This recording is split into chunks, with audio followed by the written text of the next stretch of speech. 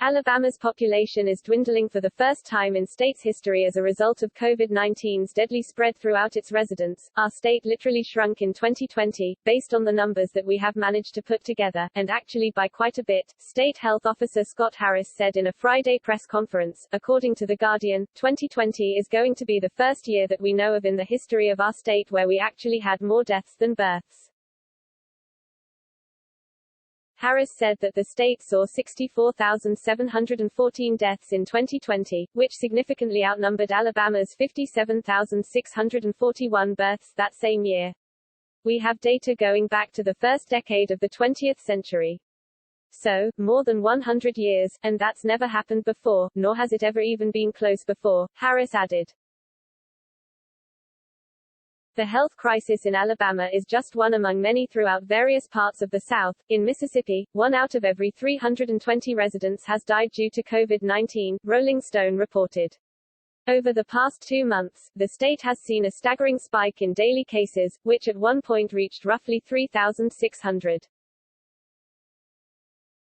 However, on Monday, Mississippi Governor Tate Reeves, a Republican, failed to name anything he'd do differently, instead citing President Biden's apparent federal overreaches.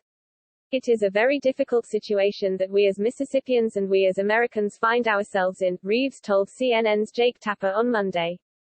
But we also have to understand as we look forward, if this president has the ability to mandate vaccines, what powers do we not grant this president? What does he not have the ability to do?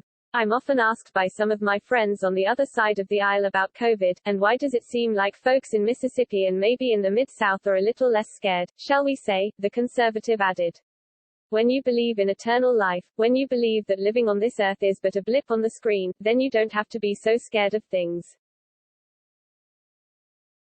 Other states disproportionately impacted by COVID-19 include West Virginia, Florida, Kentucky, and Tennessee, where hospitalizations have reached a record high, according to the Intelligencer.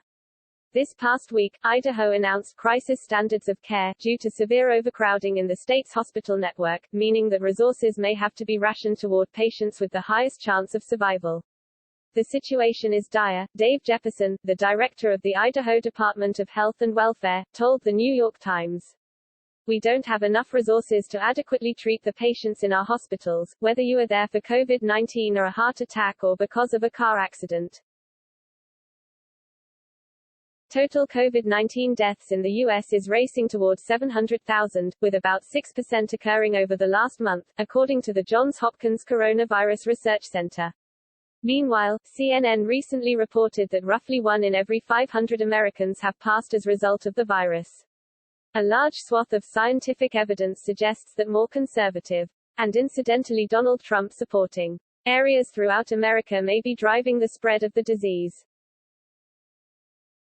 In Florida, COVID-19 deaths since late June have proven about 9 times higher in the reddest counties than the bluest countries.